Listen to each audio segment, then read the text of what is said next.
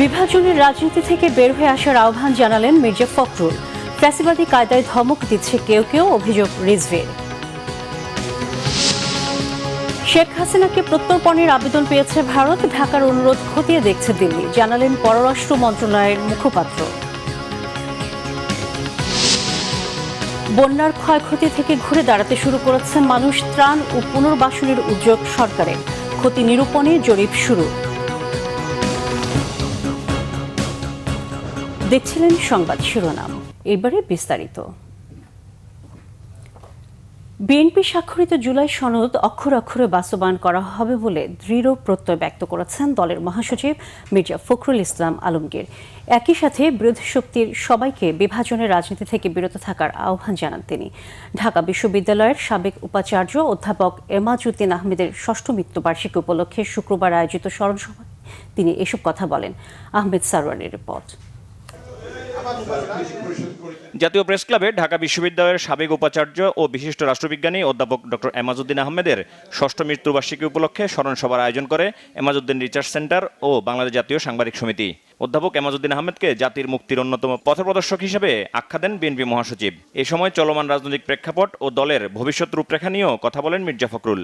সংবিধান সংস্কার আর সংবিধান সংশোধন, আমরা তো বরাবরই বলে এসেছি যে আমরা সংবিধান সংশোধন করতে চাই, আমরা সংবিধান সংস্কারের কথা কখনোই বলিনি। সুতরাং আমাদের যেটা জনগণ আমাদেরকে যে ভোট দিয়েছে, ম্যানিফেস্টোর মধ্যে যেটা ছিল, সেই ম্যানিফেস্টোতে আমরা 2/3 মেজরিটি নিয়ে বিএনপি আজকে রাষ্ট্র পরিচালনার দায়িত্ব পেয়েছে। সুতরাং ওই জায়গায় কোন রকমের কোনো আপনার বিভ্রান্তি, কোনো অবকাশ আছে বলে আমি মনে করি। বিএনপি যে জুলাই সনদে স্বাক্ষর করেছে সেটি অক্ষরে অক্ষরে বাস্তবায়ন করা হবে বলে আবারও জানান স্থানীয় সরকার মন্ত্রী। আমরা বারবারই এই কথা বলে এসেছি এবং আমরা উই আর কমিটেড।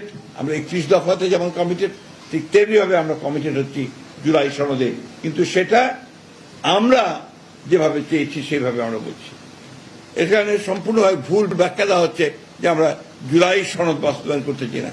আমরা জুলাই সনদ বাস্তবায়ন প্রত্যেকটি অক্ষর আমরা পালন করব, এটা হচ্ছে আমাদের কমিটমেন্ট। স্মরণ সভায় প্রয়াত এই শিক্ষাবিদের জীবন ও কর্মের উপর আলোকপাত করে বৈষম্যহীন সমাজ গঠনে সংকীর্ণতা দূর করার যে শিক্ষা এমাজউদ্দিন আহমেদ দিয়ে গেছেন তা আজও প্রাসঙ্গিক বলে মন্তব্য করেন বক্তারা।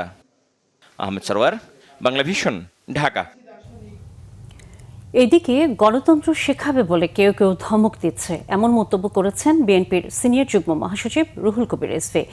এটি ফ্যাসিবাদী কায়দায় কথা বলা হচ্ছে বলে অভিযোগ তার। আর প্রবাসী কল্যাণ প্রতিমন্ত্রী নুরুল হক নুরু বলেছেন, জুলাইকে আওয়ামী লীগের মুক্তিযুদ্ধের বয়ানের মতো হাজির করা হলে ভবিষ্যতে রাজনৈতিক সংকট দেখা দেবে। আহমেদ সারওয়ারের আরেকটি রিপোর্ট। জুলাই আন্দোলনে 17 জুলাই যাত্রাবাড়ি প্রতিরোধ দিবস উপলক্ষে যাত্রাবাড়ি মোড়ে সমাবেশের আয়োজন করা হয়। এতে বিএনপির সিনিয়র যুগ্ম মহাসচিব রুহুল কবির রিজভী বলেন, গণতন্ত্রে আলোচনা সমালোচনা থাকবে, সরকারের ভুল হলে ধরিয়ে দিতে হবে, সমালোচনাও হবে, তবে আওয়ামী টোনে ধমক দেওয়া হচ্ছে বলে অভিযোগ করেন তিনি। সমালোচনাও করতে পারেন, এটাই তো গণতন্ত্রের সৌন্দর্য, বিউটি।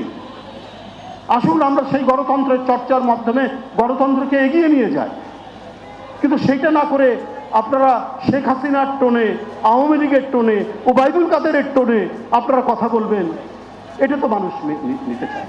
এই যে নীতিহীনতা, রাজনীতি করছেন ইসলামের নামে, কিন্তু ইসলামের মূল বাণী হচ্ছে সত্য ন্যায়ের পথে থাকতে হবে, অঙ্গীকার পালন করতে হবে।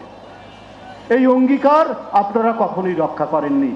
জুলাইকে কেউ কেউ কুক্ষিগত করার চেষ্টা করছে অভিযোগ করে বক্তারা বলেন, জুলাই কারো একক অবদান নয়, ছাত্র জনতার সম্মিলিত প্রতিরোধ ছিল এটি। আমরা বারবার বলেছি যে জুলাইকে আওয়ামী লীগের মুক্তিযুদ্ধের ন্যারেটিভের মতো, বয়ানের মতো আপনারা হাজির করবেন না, কিন্তু গত অন্তর্বর্তীকালীন সরকারের সময় আমরা দেখেছি তারা একটা গ্রুপকে পৃষ্ঠপোষকতা করেছে এবং এটা হয়তো পরবর্তী আলোচনা আসবে এবং এই আলোচনার যদি সমাধান না হয় আগামীতেও বাংলাদেশের রাজনৈতিক সংকট আছে। অগ্রিম এই কথা বলে গেলাম, পরে মিলিয়ে নেবেন। জুলাইকে এক বিন্দু পরিমাণও আমরা অবহেলা করব না। তাই সেই জায়গায় সেটা না শুনেই 1-2 মাসের মধ্যেই আজকে বিএনপিকে ফেলায় দেওয়ার চিন্তা করতেছেন। এখনই বিএনপিকে গণতন্ত্রের শত্রু হিসাবে অনেকে আখ্যায়িত করার চিন্তা করছেন। তাই বলবো, ধৈর্য ধরেন, ধৈর্য ধরেন। আমরা যেন কোনো দল, কোনো পক্ষ, যারা যেখানেই থাকি না কেন, এইটা যেন আসলে মনে রাখি যে আমাদের কারো একার চেষ্টায়, কারো একক দলের নেতৃত্বে এই আন্দোলন হয় নাই। সেজন্যই এইবারের যে অভ্যুত্থান, এটা ছাত্র গণ অভ্যুত্থান হিসেবে আসলে পরিচিত। নতুন বাংলাদেশ পুনর্গঠনে প্রধানমন্ত্রীর হাতকে শক্তিশালী করতে সকলের প্রতি আহ্বান জানানো হয় সমাবেশ থেকে। আহমেদ সরওয়ার, বাংলা ভিশন, ঢাকা। বাংলাদেশের সাবেক প্রধানমন্ত্রী শেখ হাসিনাকে প্রত্যর্পণের অনুরোধ খতিয়ে দেখছে ভারতের পররাষ্ট্র মন্ত্রণালয়ের মুখপাত্র রণধীর জয়সওয়াল জানিয়েছেন। শুক্রবার দিল্লিতে ভারতের পররাষ্ট্র মন্ত্রণালয়ের ব্রিফিংয়ে এ বিষয়ে এক প্রশ্নের জবাবে একথা বলেন জয়সওয়াল। নিয়মিত সাপ্তাহিক ব্রিফিংয়ে সাংবাদিকদের প্রশ্নের জবাবে জয়সওয়াল বলেন, বাংলাদেশ সরকারের পক্ষ থেকে সাবেক প্রধানমন্ত্রী শেখ হাসিনাকে প্রত্যর্পণের অনুরোধ পেয়েছে নয়াদিল্লি। তিনি জানান, সংশ্লিষ্ট আইনগত ও বিচারিক প্রক্রিয়ার আলোকে অনুরোধটি বিবেচনা করা হবে। তবে এ বিষয়ে বিস্তারিত আর কোনো মন্তব্য করেননি তিনি। শুধু শেখ হাসিনা নয়, ভারতের গ্রেফতার হওয়া হাদি হত্যার অভিযুক্ত ফয়সাল করিমকে প্রত্যর্পণের বিষয়েও বাংলাদেশের স্বরাষ্ট্রমন্ত্রী অনুরোধ জানিয়ে কাগজপত্র পাঠিয়েছেন। তবে এ ব্যাপারে জয়সওয়াল বলেন, এই বিষয়ে তার কিছু জানা নেই। তিনি বলেন, প্রত্যর্পণ সংক্রান্ত যে কোনো বিষয় ভারতের আইনের মাধ্যমেই সিদ্ধান্ত নেওয়া হবে।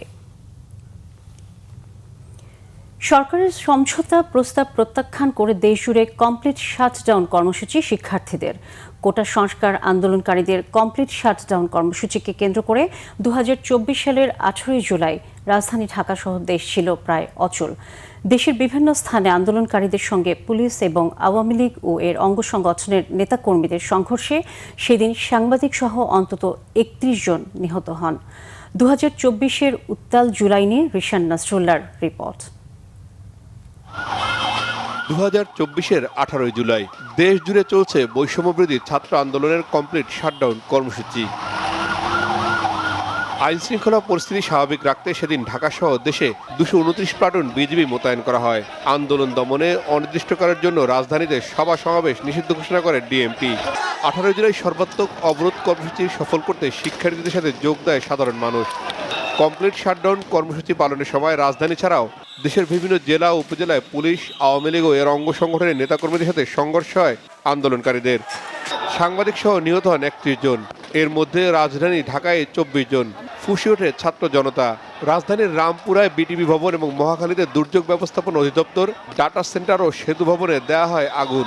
পরিস্থিতি বিবেচনায় 18 জুলাই জরুরি সংবাদ সম্মেলন ডাকেন ফ্যাসিস্ট সরকারের আইনমন্ত্রী আনিসুল হক। সরকার আন্দোলনকারীদের সঙ্গে আলোচনায় বসার প্রস্তাব দেয়। গুলির সঙ্গে কোনো সংলাপ হয় না, ফেসবুকে এমন স্ট্যাটাস দিয়ে তা প্রত্যাখ্যান করে শিক্ষার্থীরা। ছাত্র আন্দোলনের মুখে 18 জুলাই সন্ধ্যায় সরকারি চাকরিতে কোটা ব্যবস্থা বাতিলের পরিপত্র অবৈধ ঘোষণা করে হাইকোর্টের দেওয়া রায়ের বিরুদ্ধে লিভ টু আপিলের শুনানির জন্য নতুন তারিখ দেয় চেম্বার আদালত। অন্যদিকে 19 জুলাই দেশে শাটডাউন কর্মসূচি অব্যাহত রাখা এবং গায়েবানা জানাজার কর্মসূচি পালনের ঘোষণা দেন আন্দোলনকারীরা। রিশান নাসরুল্লাহ, বাংলা ভিশন, ঢাকা। অতিবৃষ্টি ও পাহাড়ি ঢলে সৃষ্ট বন্যায় ব্যাপক প্রাণহানি ও সম্পদের ক্ষতি হয়েছে। ঘুরে দাঁড়াতে শুরু করেছে মানুষ। সরকারের পক্ষ থেকে দেয়া হচ্ছে সব ধরনের সহযোগিতার আশ্বাস। অর্থমন্ত্রী জানালেন, ত্রাণের পর পুনর্বাসনের কাজ শুরু করবে সরকার। স্বরাষ্ট্রমন্ত্রী সালাউদ্দিন আহমদ বলেছেন, বন্যা দুর্গত এলাকার ক্ষতি নিরূপণের জন্য জরিপ শুরু হয়েছে। আর মৎস্য ও প্রাণী সম্পদ এবং কৃষিমন্ত্রী মোহাম্মদ আমিনুর রশিদ বলেছেন, বন্যা কবলিত এলাকার কৃষি, মৎস্য ও প্রাণী সম্পদ খাতের ক্ষতি কাটাতে নেওয়া হয়েছে জরুরি সহায়তা কর্মসূচি। প্রতিনিধিদের পাঠানো তথ্য ছবিতে থাকছে নাজমুল লিশানের ডেস্ক রিপোর্ট। গত 5 জুলাই থেকে টানা বৃষ্টিতে চট্টগ্রামের নদীগুলোতে বাড়তে থাকে পানি, প্লাবিত হয় নিচু এলাকা। তবে 9 ও 10 জুলাইয়ের মধ্যে বন্যা পরিস্থিতি মারাত্মক রূপ ধারণ করে। 11 ও 12 জুলাই পানির নিচে তলিয়ে যায় চন্দনাই, সাতকানিয়া, লোহাগড় ও বাঁশখালীর বিস্তীর্ণ এলাকা। 13 জুলাইয়ের পর থেকে বৃষ্টি কমে যাওয়ায় কমতে থাকে পানি। ধীরে ধীরে বন্যার পরিস্থিতি উন্নত হলে দৃশ্যমান হতে শুরু করে বন্যার ক্ষতচিহ্ন। বন্যার পরবর্তী ক্ষতি নিরূপণের সরকারের পক্ষ থেকে নেওয়া হয়েছে বিভিন্ন উদ্যোগ। অর্থ ও পরিকল্পনা মন্ত্রী আমির খসরু মাহমুদ চৌধুরী বলেছেন, বন্যা দুর্গত এলাকায় সরকারের পক্ষ থেকে ত্রাণ কার্যক্রম চলমান রয়েছে। এরপরই শুরু হবে পুনর্বাসন কার্যক্রম। চট্টগ্রাম মহানগরীর পতেঙ্গ এলাকায় জলাবদ্ধতায় ক্ষতিগ্রস্ত পরিবারের মাঝে ত্রাণ বিতরণ শেষে তিনি এসব কথা বলেন। 40,000 পরিবারকে চাল দেওয়া হয়েছে, 75,000 পরিবারকে শুকনা চাল, ডাল ইত্যাদি দেওয়া হয়েছে, প্রায় 40,000কে রান্না বান্না করে খাওয়ানো হয়েছে এই ধারা কিন্তু অব্যাহত আছে, এটা চলতে থাকবে। এরপরে পুনর্বাসন কার্যক্রম আরম্ভ হবে। যাদের বীজ দরকার, সার দরকার, ইত্যাদি ইত্যাদি যা প্রয়োজনীয় পুনর্বাসন কাজ এরপরে শুরু হয়ে যাবে। কক্সবাজারে ত্রাণ দিতে গিয়ে স্বরাষ্ট্রমন্ত্রী সালাউদ্দিন আহমেদ বলেন, বন্যা দুর্গত এলাকায় রাস্তাঘাট, শিক্ষা প্রতিষ্ঠান, ঘরবাড়ির যে ক্ষতি হয়েছে সরকার তা নিরূপণে কাজ করছে। সরকারিভাবে এবং বেসরকারিভাবেও দলীয়ভাবে আমরা সকল ব্যবস্থা নিয়েছি। ইতিমধ্যে বাংলাদেশের যেখানে যেখানে বন্যা উপদ্রুত হয়েছে সমস্ত এলাকায় আমরা সরকারিভাবে জরিপ পরিচালনা করছি। কি কি ক্ষতিগ্রস্ত হয়েছে, রাস্তাঘাট, শিক্ষা প্রতিষ্ঠান, ঘরবাড়ি, ফসল, গবাদি পশু ইত্যাদি সমস্ত কিছু আমরা জরিপ পরিচালনা করছি। কৃষি, মৎস্য আর প্রাণী সম্পদ খাতের ক্ষতি কাটিয়ে উঠতে ক্ষতিগ্রস্ত 5 জেলায় পুনরুদ্ধার কর্মসূচির কথা জানালেন সংশ্লিষ্ট মন্ত্রণালয়ের মন্ত্রী মোহাম্মদ আমিনুর রশিদ। 200 কোটি টাকার উপরে এই 5 জেলায় ক্ষতি হয়েছে মৎস্য চাষীদের। প্রায় 327 মেট্রিক টন বীজ আমাদেরকে সরবরাহ করতে হবে। তো যাদের এখন পর্যন্ত বীজতলা রেডি হয় নাই, আমরা ইনশাআল্লাহ আগামী 15 দিনের মধ্যে আমাদের বীজতলা থেকে ধানের চারা উঠে তাদেরকে দিতে পারবো। আর যাদের বীজতলা আছে তাদেরকে আমরা বীজ সরবরাহ করব। সরকারি সহযোগিতায় নতুন করে ঘুরে দাঁড়ানোর স্বপ্ন ক্ষতিগ্রস্ত মানুষগুলোর। Bangla vision news desk. ধর্ম, বর্ণ, পাহাড়ি, সমতল নির্বিশেষে সবাই বাংলাদেশে একসাথে বাস করবে এমন লক্ষ্য নিয়েই বিএনপি সরকার এগিয়ে যাচ্ছে বলেছেন তথ্য ও সম্প্রচার মন্ত্রী জহিরুদ্দিন স্বপন। শুক্রবার সন্ধ্যায় বরিশালের আগৈলঝাড়া উপজেলার ঢাকাবাসীদের সংগঠন আপন আয়োজিত অনুষ্ঠানে একথা বলেন মন্ত্রী। বলেন, সকল জাতিগোষ্ঠীর সহাবস্থানের জন্যই মানুষ বিএনপিকে ভোট দিয়েছে। সকলের সমান অধিকার নিশ্চিতে সরকার কাজ করছে বলে জানান তিনি। মহাত্মা ভেগাই হালদারের আবির্ভাব ও তিরোধান দিবস উপলক্ষে আয়োজিত স্মরণ সভায় মন্ত্রী বলেন, সাম্প্রদায়িকতার বেড়াজাল ভেঙে মানবিকতার সমাজ গড়তে ভেগাই হালদাররা কাজ করে গেছেন। সে পথেই সবাইকে কাজ করার আহ্বান জানান তথ্য ও সম্প্রচার মন্ত্রী জহিরুদ্দিন স্বপন। সংবাদ শেষ করব শিরোনামগুলো আরেকবার জানিয়ে। বিভাজনের রাজনীতি থেকে বের হয়ে আসার আহ্বান জানালেন মির্জা ফখরুল। ফ্যাসিবাদী কায়দায় ধমক দিচ্ছে কেউ কেউ, অভিযোগ রিজভীর। শেখ হাসিনাকে প্রত্যর্পণের আবেদন পেয়েছে ভারত, ঢাকার অনুরোধ খতিয়ে দেখছে দিল্লি, জানালেন পররাষ্ট্র মন্ত্রণালয়ের মুখপাত্র। বন্যার ক্ষয়ক্ষতি থেকে ঘুরে দাঁড়াতে শুরু করেছে মানুষ, ত্রাণ ও পুনর্বাসনের উদ্যোগ সরকারের, ক্ষতি নিরূপণে জরিপ শুরু।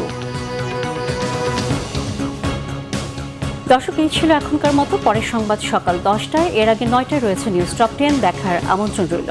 এছাড়া বাংলা ভিশন সংবাদ ও সংবাদ সংশ্লিষ্ট অনুষ্ঠান দেখতে ভিজিট করুন www.bfnews24.com ও facebook.com/banglavisionnews এবং সাবস্ক্রাইব করুন youtube.com/banglavisionnews। এতক্ষণ সাথে থাকার জন্য ধন্যবাদ সবাইকে।